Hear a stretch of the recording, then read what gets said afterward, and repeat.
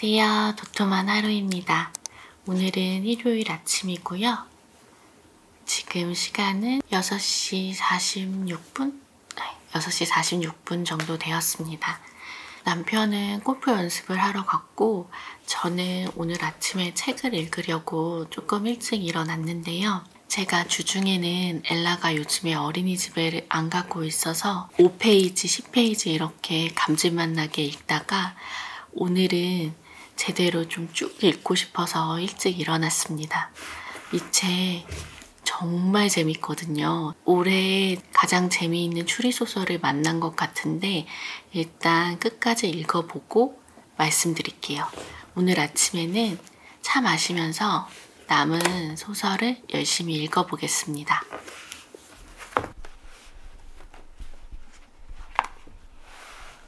이 책의 주인공 아이는 홍콩의 공공주택에서 엄마와 여동생과 함께 살고 있습니다.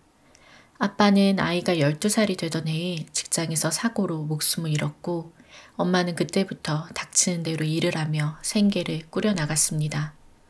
엄마의 부재로 아이는 4살 난 여동생을 돌보며 집안일을 도맡아야 했습니다. 아이는 인류대학에 갈 정도로 공부를 잘했지만 대학 진학을 포기하고 바로 취업을 하기로 결심했습니다. 모두 엄마와 어린 여동생을 위해서였습니다. 하지만 아이의 엄마는 갑작스럽게 병으로 세상을 떠났고 이 세상에 아이와 여동생이 샤오원 둘만 남게 되었습니다.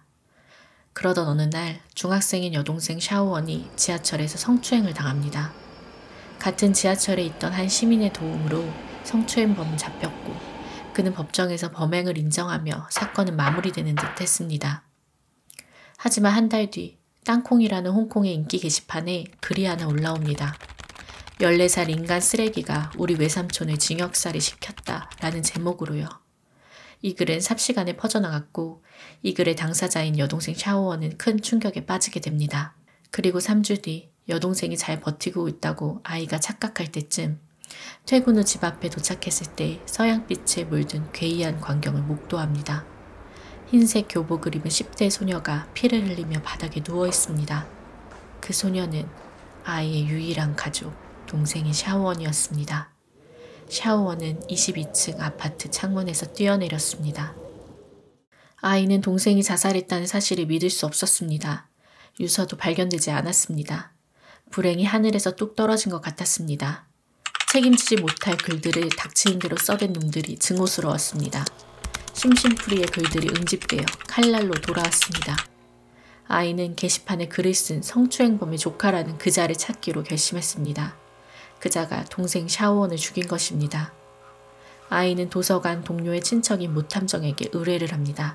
그리고 며칠 후 탐정에게서 전화가 옵니다. 인터넷 게시판에 글을 쓴 성추행범의 조카라는 자는 실제로는 조카가 아니랍니다. 성추행범조차도 이 일과 관련이 없었습니다. 그럼 과연 누가 인터넷 게시판에 그런 거짓글을 올린 걸까요? 아빠 오셨다. 뽕이 왔어요? 일어났어. 그리고 새로 만난 아니에라는 탐정은 아이에게 범인을 잡고 싶다면 전 재산을 내놓으라고 합니다. 그 말에 아이는 1초의 망설임도 없이 그러겠다고 대답합니다. 그리고 이 천재 해커 탐정은 수사를 진행합니다. 용의자의 범위는 점점 좁혀오고 범인은 동생 샤오원의 같은 반 친구들 중에 있습니다. 그리고 범인에게는 기술적으로 조언을 해주는 공범도 있습니다. 지금 남편이랑 엘라랑 아울렛에 가려고 나왔거든요. 제가 2주 뒤에 생일인데 남편이 뭐 하나 사라고 해서 따라 나왔습니다. 근데 요즘에 제가 무력이 굉장히 없는 상태라서 뭘 사야 될지 잘 모르겠는데 일단 한번 가서 둘러보려고요. 맛있는 것도 먹고 남편은 골프 바지도 사고요. 그러면 출발해 보겠습니다. 출발할까요? 예. 재밌는 데 가고 있어. 가서 재밌게 놀자. 가자.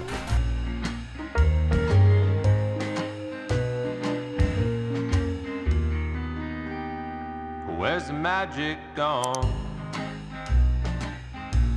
Where did it run to? Never thought it'd leave, but I'm left with an emptiness. Won't you tell me? Where the magic's gone. 내가 읽고 있는 책 있잖아. 그게 내용이 인터넷상에서 악플을 받은 것 때문에 15세 소녀가 자살한 거거든? 근데 그걸 읽으면서 드는 생각이, 만약에 그런 식으로 그 사람이 자살을 했다면 살인일까 그거? 법적으로는 살인이 아니겠지. 근데 사실은 어찌되었든 더 심적으로 심한 고통을 오래 꾸준히 느끼게 하고서는 그 사람을 자살하게 만든 거잖아. 더 악랄하지 방식이 오히려. 그래서 그 부분은 되게 씁쓸했어. 어쨌든 지금 현행법상 신체적인 훼손을 가해야지만 살인으로 보잖아. 근데 이런 건 있어요. 손해배상 청구를 할 수는 있어요. 누구를 상대로? 근데 그 사실을 입증하기는 쉽나? 그래서 되게 어렵다. 입증하기 어렵지. 입증도 그거에 손해를 당한 당사자가 해야 될 거 아니야. 내가 요즘에 유튜브를 하다 보니까 알게 된 사실인데, 뭐 페이스북이나 인스타그램이나 트위터 같은 데는 좋아요 버튼만 있다는 거야. 싫어요 버튼은 유튜브만 있대.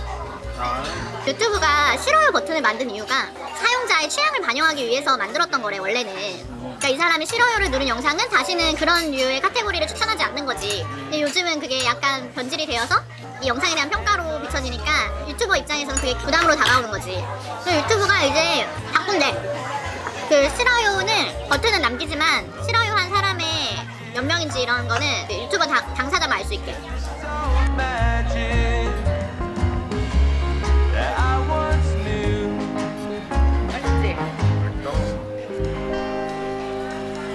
아 진짜 배부르다. 근데 막상 여보이가 뭐 사준다고 하니까 뭐 사야지 잘 모르겠어.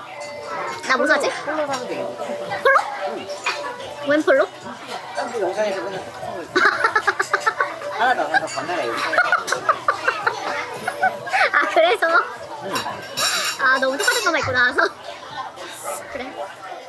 빨다에서 입는다. 이따가 여기 폴로 있잖아. 한번 보러 가봐야겠다. 괜찮은 거 있으면 사고. 근데 폴로 너무 비싸 한국에서 사면.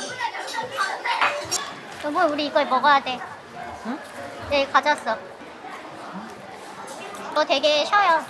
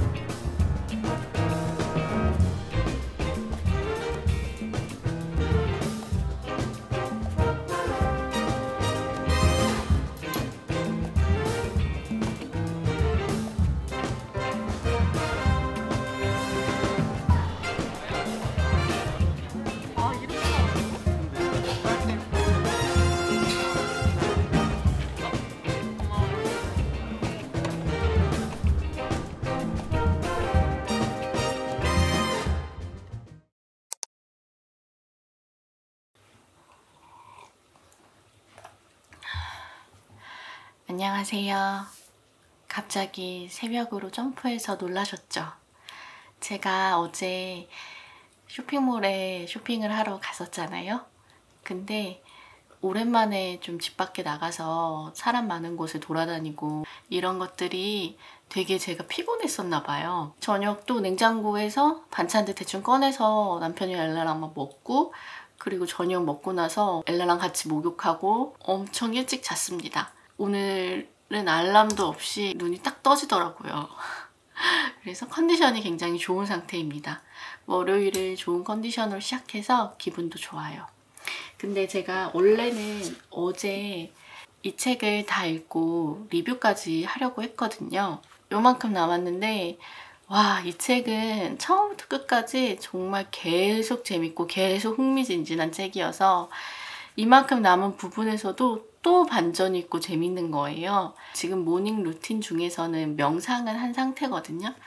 이 책이 아주 조금 남았기 때문에 한 10분이면 다 읽을 것 같아요.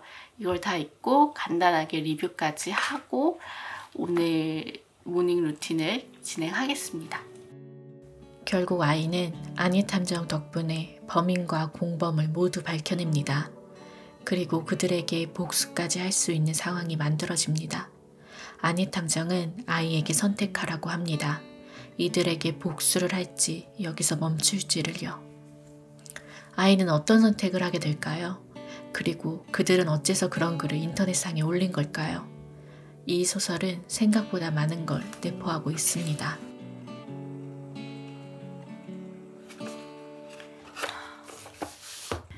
저는 지금 찬욱게이의 막내인 이 책을 다 읽었습니다. 개인적으로 정말 재밌게 읽어서 여러분들께 꼭 소개하고 싶은 책이 되었어요. 이 책은 홍콩 작가 찬욱게이가 2017년에 발표한 추리소설입니다.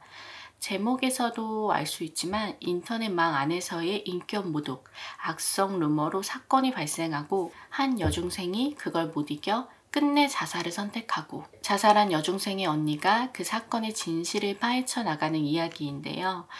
이 과정에서 시니컬하지만 너무나도 매력적인 캐릭터 천재 해커를 만나 인터넷망 SNS를 활용해서 사람 심리를 조종하고 범인을 잡고 복수까지 하게 되는 기승전결이 완벽한 추리소설입니다.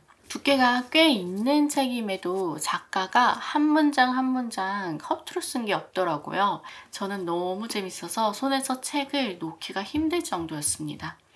이 책이 제가 좋아하는 추리소설의 요소를 다 담고 있더라고요. 첫째는 정말 똑똑한 츤데레 탐정이 나와서 독자가 생각하지 못한 수까지 앞서 나간다는 것. 둘째는 눈에 그리듯 자세한 묘사와 설명 덕분에 넷플릭스의 대작 한 편을 보는 기분이 든다는 점. 셋째는 허무맹랑한 이야기가 아니라 정말 우리 주변에 있을 법한 이야기라는 점. 그리고 마지막으로는 학원물만으로는 풀었다면 좀 단조롭게 느껴졌을 이야기가 IT 회사의 이야기를 함께 엮어내면서 마지막에는 폭죽이 터지듯이 빵빵 터지는 느낌이 들었거든요. 독자로 하여금 결말의 쾌감을 느끼게 해주었던 것 같아요. 또한 작가가 사회를 향해 던지는 비판의 메시지도 담겨 있어서 서늘함이 느껴지는 소설이었습니다.